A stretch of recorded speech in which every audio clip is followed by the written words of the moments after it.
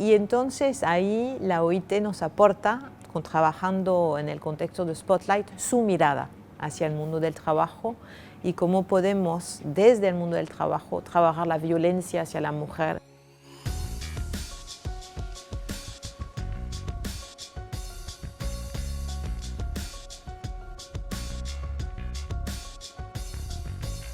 Spotlight es una iniciativa mundial de la Unión Europea con Naciones Unidas para erradicar la violencia hacia las mujeres.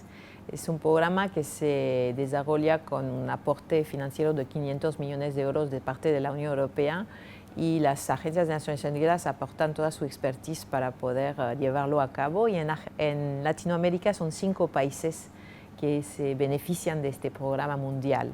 La Argentina es uno de esos países. Se ha elegido a la Argentina porque hay un problema, obviamente, pero también porque en Argentina hay una voluntad de actuar. La OIT es una de las agencias de Naciones Unidas que lo implementa en Argentina.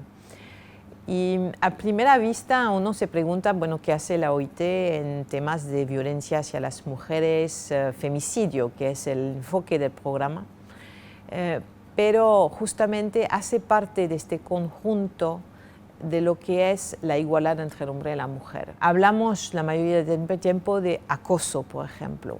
Se puede hablar de acoso sexual, se habló mucho de acoso sexual y justamente en Argentina el movimiento Me Too también tuvo su eco.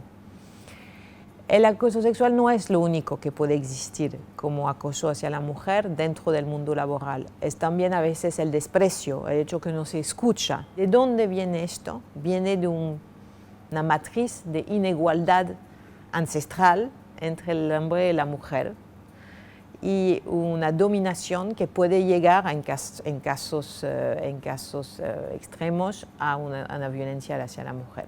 Física, pero también moral. Esa violencia también existe en otros lugares y existe en particular en el mundo del trabajo.